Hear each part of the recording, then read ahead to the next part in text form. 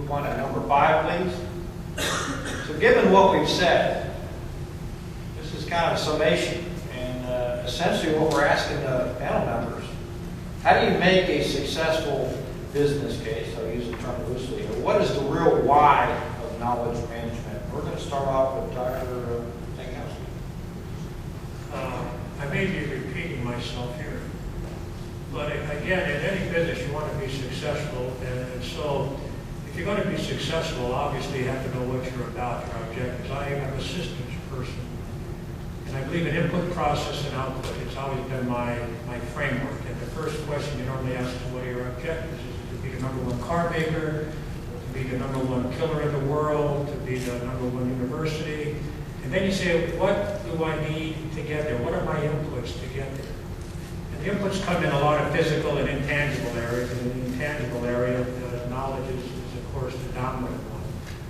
So if you want to be successful, first of all, you have to have your outputs and articulated in measurable terms. I go into a lot of executives and even military people, and I was one myself. And sometimes you ask, well, what are you about? I mean, you get all this activity, I have no clue.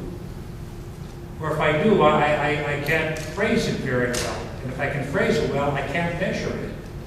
How do I expect an organization that has hundreds of thousands of people to follow me if I don't even know what I'm doing?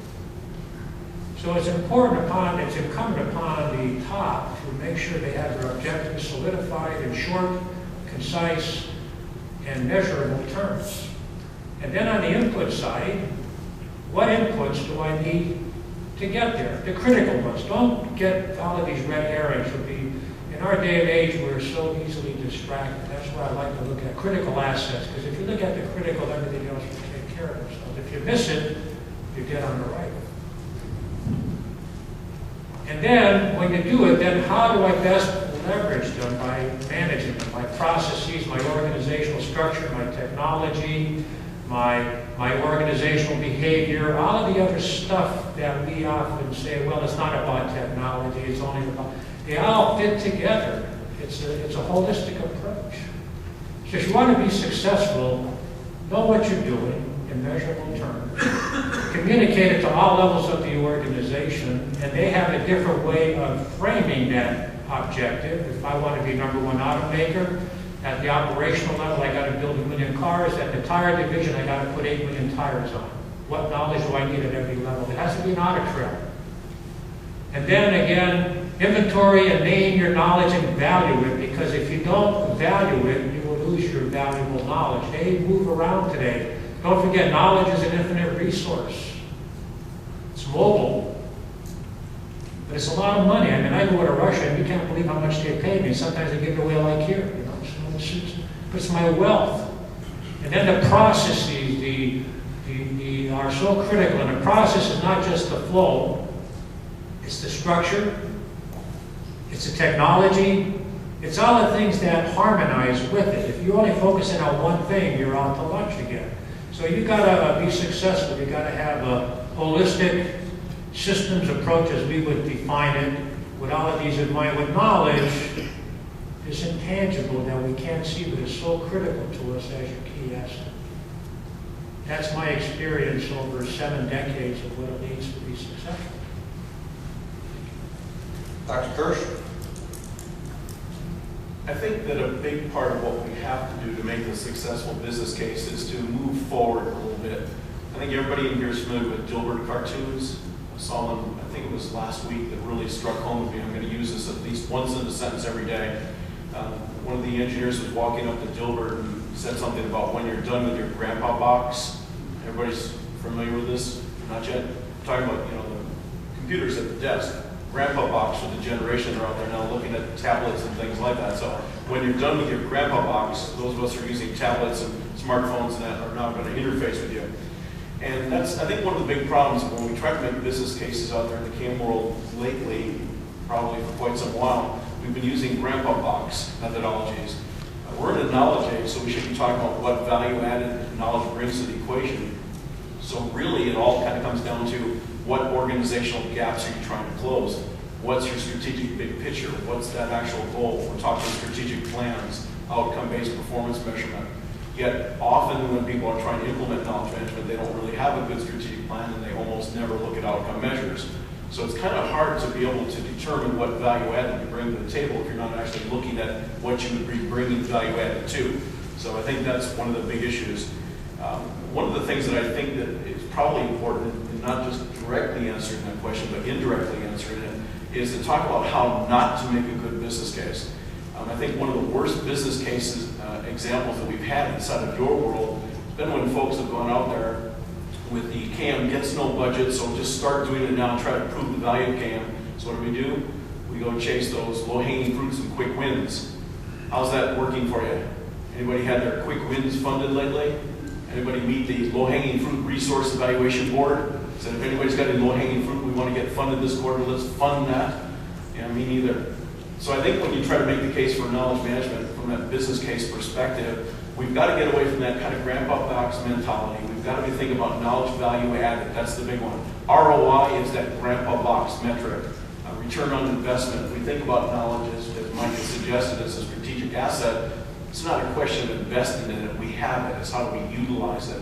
So looking at building a business case for how that knowledge will be utilized and to improve the organization is what it's all about. But please don't go out there and start asking for resources for low-hanging fruits and quick wins. Just not going to work. Again, anyone ever been funded for those? And no show of hands. Me neither. Thanks. Ms. Hubert? I'm going to build on Dan a little bit. So, look, I think you got to think about this as an art and science. So knowledge management has become a science. We can put in, we know the inputs, the investments, the FTEs required, 4 to 20, however many you need. You can look at the key activities and those that need to be facilitated. You can look at the tools and systems, and you can put a dollar figure on that and what it's going to take. The art then is, and you're going to have to measure like heck to show what the return is. So the art becomes the knowledge component. And I'm going to go back to speaking in terms of what your organization, how the business defines value. Last year I had an advanced working group around knowledge management, focused on a number of different topics, but one was about being agile and being able to respond to the needs of the business. And we got very raptured by the Chilean miner incident. And if you look at that as a model, as KM as first responder, they brought in, there was a crisis, and they brought in, with the outcome, life. And they brought in the best knowledge they could. I mean, all the way from construction companies, engineering, right, as you want to call them here, NASA you may have been. But anyways, when you look at that, they brought knowledge to bear on those problems. You as a knowledge leader, knowledge management leader, have to be there ready to respond to your organization's knowledge needs. Whether it's in crisis, whether it's through innovation, whether it's through time to competency and learning, that's where you want to be at the table as a first responder, so you can proactively respond to that.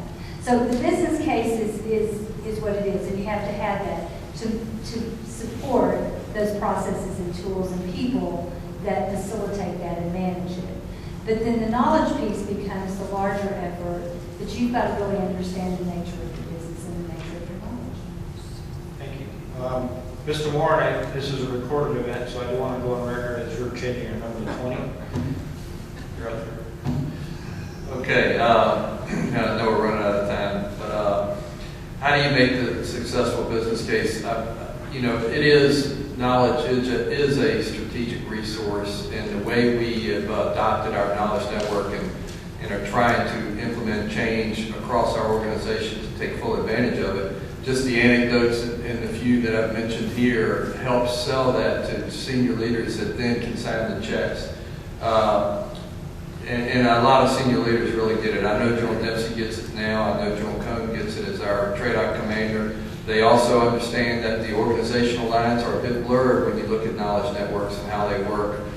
They don't follow organizational constructs. We were pretty naive when we first set it up that the knowledge, those needing knowledge would be the ones downrange, and those providing it would be the folks like us over here in the States in our little ivory towers. And that's not how this thing works at all. I mean, many times it's us that need knowledge from them to try to help make make decisions to improve their operations. And just as a silly little example, I had a 3-star general ask me, hey, you know, we're shipping all these tires, we're in the logistics business, and we're shipping all these tires into Iraq and Afghanistan. What are we doing with the old tires? And I was like, you know, as a logistician, I should know the answer to that.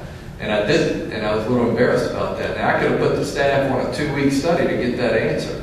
But I turned to Pat and I said, hey, put that out on SKN and let's see what we get. And literally within 2 hours, I was talking to the DLA. It's a Defense Logistics Agency mission. They were setting up Iraqi companies that were recycling these tires in Iraq and about to do the same thing in Afghanistan. And they were so they were helping the economy. They were getting rid of the tires, which was a great log solution. And I was able to go back to that 3-star general before the end of the day with the right answer and the guy in charge, and all through the SKN. And I've used that example a couple of times of how you can shape that power and leverage it. To me, first let me tell you what General Odierno said recently about knowledge management as he left GEFCON to head to be the chief. Knowledge management is not a niche capability. It is a core function as we move forward in redefining operations in the military art, and I truly believe that. And it's not just operations, but it's how we support the operations over in the generating force side of the Army. For me at CASCOM, it's knowledge management is about enabling the right amount of knowledge at the right place at the right time to achieve a purpose, which is what management's all about. We're trying to achieve a purpose, and we're trying to do it with the knowledge that we can garner and leverage at that time. So I think there's a great business case, and I think we've made it pretty well, and we'll continue to make it, at least within our little fiefdom. And just want to continue to spread the wealth, so to speak, to improve all aspects of the Army.